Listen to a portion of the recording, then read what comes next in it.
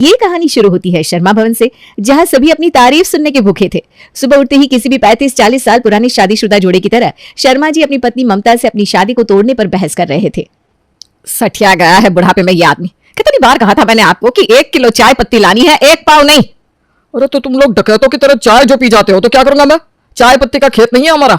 1 हफ्ते में कौन खत्म कर देता है 1 किलो चाय पत्ती? हाँ, अब से इस घर में इसी तरह कम क्वांटिटी में चीजें आएंगी और मैं ही सबको हिसाब से थोड़ा थोड़ा दूंगा। हाँ हाँ, अब आप चलाएंगे रसोई? अरे भाई, जब चलानी ही थी तो शुरू से ही चलाते ना, क्यों मेरी जवानी खराब की?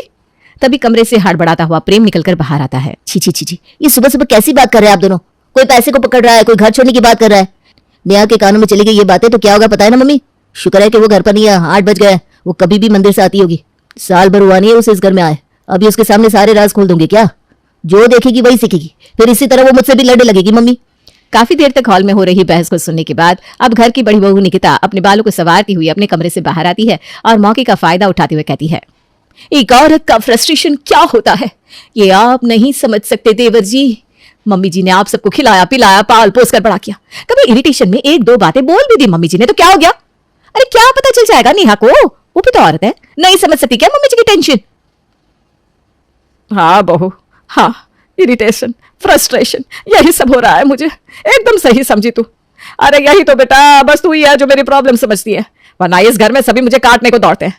अरे क्या फर्क पड़ा तेरे पापा पर? सुबह सुबह मेरा इतना गला फड़वा दिया और चप्पल पहन कर निकल गए।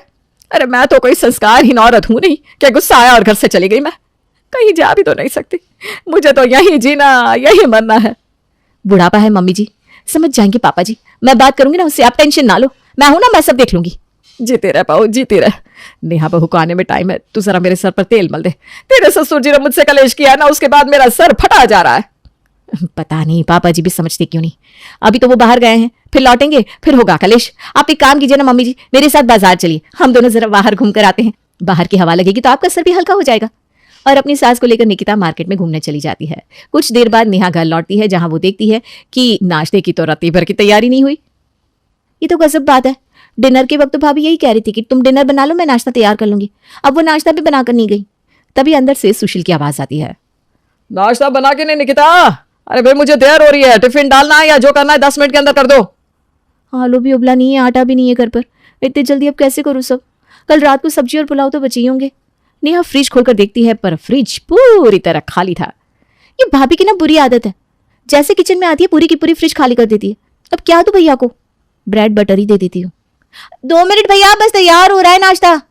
नेहा हड़बड़ी में जल्दी से नाश्ता बनाने लगती है और उस ब्रेड बटर और भुजी को चाय के साथ अपने जेठ को परोस देती है। हड़बड़ी में सुशील वही खाकर ऑफिस को निकल जाता है। नेहा बाजार जाकर आटा लेकर आती है और इस सब में 1 घंटे के बाद उसका नाश्ता तैयार होता है। तब तक निकिता अपनी सास के साथ वापस लौट आती है। आते ही सीधा किचन में चली जाती है। नेहा चलो जाओ, तुम बाहर जाओ, टेबल पर बैठो, मैं खाना लगाती हूँ। और नेहा का बनाया हुआ खाना निकिता सभी को परोसती है, जिसे देखते ही ममता कहती है, यही होती है कामकाजी महिलाएं। कैसे घर पर आती सीधा रसोई का काम संभाल लिया निकिता। तू ना रहती तो पता नहीं इस घर का क्या होता। इसी तरह बड़प्पन के साथ इस घर को संभालती रहना बहू, हमेशा 2 काम ज्यादा ही करके चलना। बड़ी भी तो तू ही है ना। बड़ों का तो काम ही होता है चुप रहना और काम करते रहना, बोलने में कुछ नहीं पड़ा। मम्मी जी आप रोटियां लीजिए ना। लगता है बाहर कुछ खाने को नहीं मिला तुम्हारी सास को निकिता बहू। मिला तो बहुत कुछ पापा जी, पर वो क्या है ना, मम्मी जी आपके बिना कुछ खाती नहीं।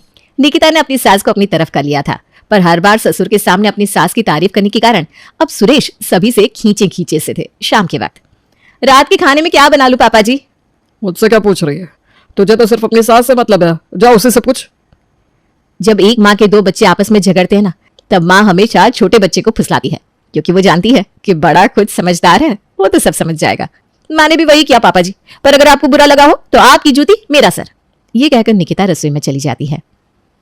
सब्जियां वगैरह सब मैं सुबह ले आई थी भाभी, फ्रिज में है, आप देख लीजिए क्या बनाना है। अरे खाने का क्या है, वो तो 2 मिनट में बन जाएगा। नेहा जा जरा सब्जियां तो निकाल दे, क्या क्या है देख लूं। हिलना भी नहीं चाहती भाभी, सब मैं ही कर लूं क्या? नेहा फ्रिज से सब्जी निकाल कर लाती है। मानना पड़ेगा, काम तो तू 1 नंबर करती है, एकदम फ्रेश सब्जी है, देखकर कोई नहीं बोलेगा सुबह की है। लगता है अभी अभी पेड़ से तोड़कर लाई है तू। नेहा अपने कमरे में जाती है कि 15 मिनट बाद निकिता हड़बड़ाती हुई वहां आती है।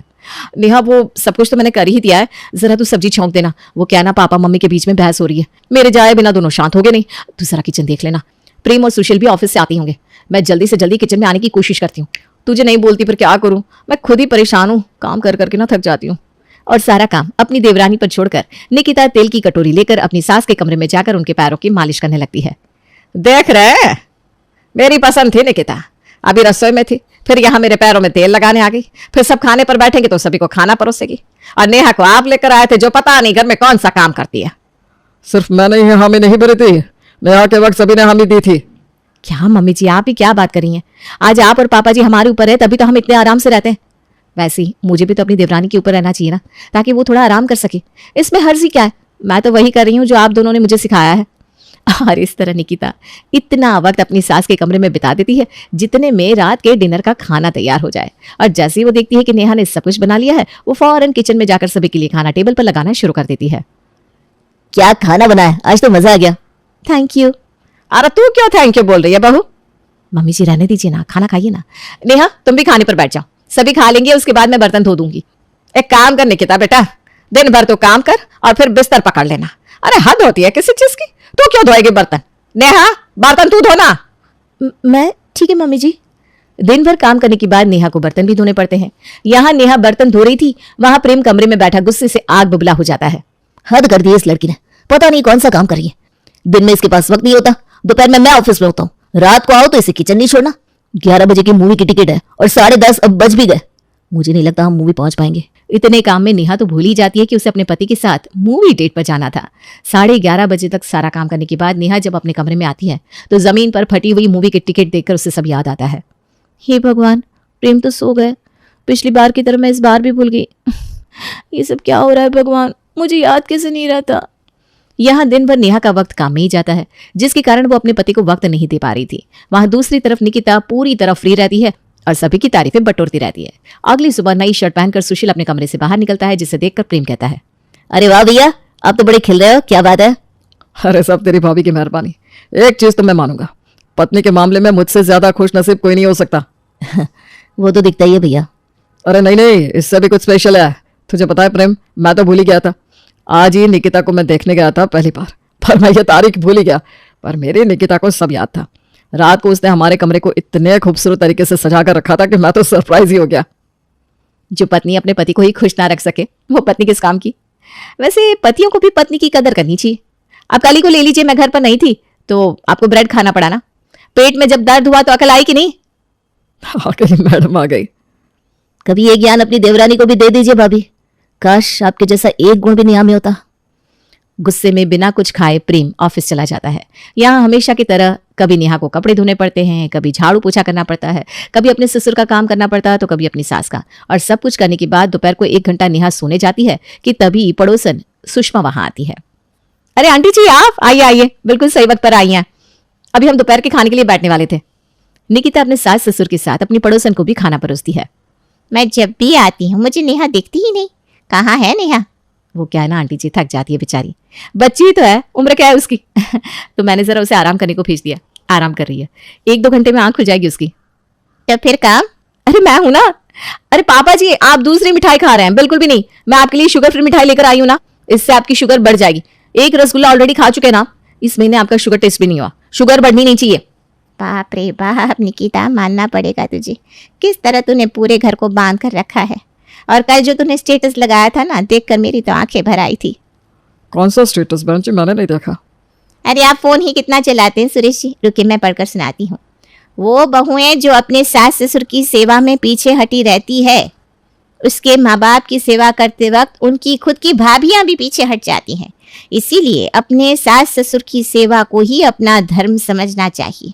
वाह वाह, क्या बात लिखी है बेटा तुमने, दिल खुश हो जाए। अगर सारी बहुएं तुम्हारी तरह हो ना तो कोई सास ससुर कभी दुखी ना हो। रात को प्रेम 1 बजे ऑफिस से घर आता है और देखता है कि नेहा किचन में फोन पर अपनी सहेली से बात कर रही है। किचन से ही शादी कर लेती तुम, भाभी भी तो काम करती है, पर क्या वो रात भर किचन में रहती है?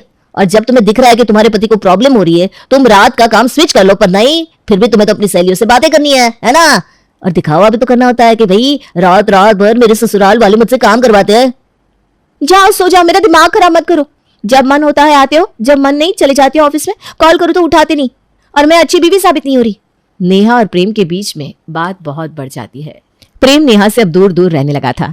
हालत ऐसी हो जाती है कि वो कब घर वापस आता कब नहीं किसी को पता नहीं चलता। नेहा ने भी प्रेम से कुछ भी पूछना बंद कर दिया था।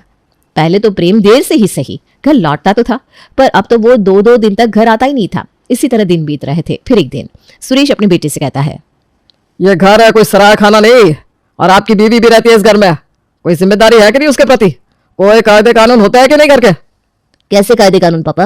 और कैसी बीवी? क्या घर के कायदे कानून सिखाते हैं कि बीवी को पति से उसका सुख दुख पूछना चाहिए? मुझे लगा ही था मेरे बेटे को इस लड़की के कारण ही परेशानी हो रही है। अरे कौन सा काम करवाते हैं बहू हम तुझसे, जो तू अपने पति को भी वक्त नहीं दे पा रही है। हाथ होती है किसी चीज की, अपना रिश्ता भी नहीं संभल रहा तुझसे। तभी दरवाजे पर प्रेम को लेने उसका दोस्त सुमित पहुंचता है, जो घर पर हो रही सारी बातें सुन लेता है। इसमें भाभी की कोई गलती नहीं है आंटी जी, और ना ही प्रेम की। गलती आप सबकी है, जिससे दिख नहीं रहा कि आप लोग भाभी पर कितना प्रेशर डाल रहे हैं। घर का सारा काम तो भाभी खुद ही करती है, तीनों वक्त का खाना, बर्तन, कपड़े। इतना काम करने के बाद कैसे वक्त मिलेगा अपने पति के साथ बैठने का उनको? यही सब मैं अपने घर में देख चुका हूं, इसलिए मुझे साफ साफ सब समझ में आ रहा है कि यहाँ क्या हो रहा है। शादी के वक्त जो डीपी लगाई थी ना भाभी, आज तक उनके व्हाट्सएप पर वही डीपी है। उनके पास डीपी बदलने तक का वक्त नहीं है। और निकिता भाभी रोज रोज स्टेटस लगाती है, कभी सास देवी है, कभी ससुर भगवान है, पति मेरा बेस्ट फ्रेंड है। रोज रील बन रहे हैं, पोस्ट हो रहे हैं, जिसे देखकर सबको लगता है कि निकिता भाभी कितना काम करती है, सभी को कितना मान लेती हैं, क्योंकि उनके पास फुर्सत ही फुर्सत है। कितना वक्त लगता है मार्केट में निकलकर अपने सास ससुर की तारीफ करने में और वाहवाही लूटने में। वक्त तो घर की जिम्मेदारियां उठाने में लगता है, जो नेहा भाभी उठा रही हैं। हे भगवान, ये जाने अनजाने में हमसे क्या हो गया। ये बात तो सच है, बहू ने आज तक किसी काम के लिए मना नहीं किया और हम सारा काम तुझसे ही करवाते रहे नेहा। निकिता भाभी तो बस खाना परोसकर सभी की वाहवाही लूट लेती थी और सभी को प्यारी लगती थी, पर रसोई में पसीने से लथपथ जब मैं अपने कमरे में जाती थी तो मेरे पसीने की बदबू से प्रेम के सर में दर्द हो जाता था। पर मैं कितनी बार नहाऊं, दिन भर तो काम ही करती रहती हूँ। वो मुझसे कहते थे मैं क्यों सजी धजी नहीं रहती भाभी की तरह। अरे भाभी सजी धजी रह पाती थी क्योंकि सारा काम मैं कर रही थी। हे भगवान, ये मैंने तुम्हारे साथ क्या कर दिया नेहा? माफी तो मुझे तुमसे मांगनी चाहिए। मैं ये समझा ही नहीं कि हम सबको खाना मिल रहा है क्योंकि तुम खाना बना रही थी, कपड़े मिल रहे हैं क्योंकि तुम कपड़े धो रही थी। बहू मुझे माफ कर दे। तो निकिता बहू, तू तो जिठानी है नेहा की, इस घर की बड़ी बहू है, पर तू तो बड़ी होकर भी छोटी निकली, बहुत छोटी। मैंने नेहा की जिम्मेदारी तुझ पर डाली, तूने उसका फायदा उठा लिया। अब से तू रात का खाना बनाएगी, सुबह का नाश्ता नेहा बनाएगी, बर्तन नेहा धोएगी, झाड़ू पोछा और कपड़े तू करेगी, और दोपहर का खाना मैं देख लूंगी। बना लोगी ना भाभी खाना? नहीं हो पाए तो नेहा भाभी तो है ही, वो सिखा देंगी।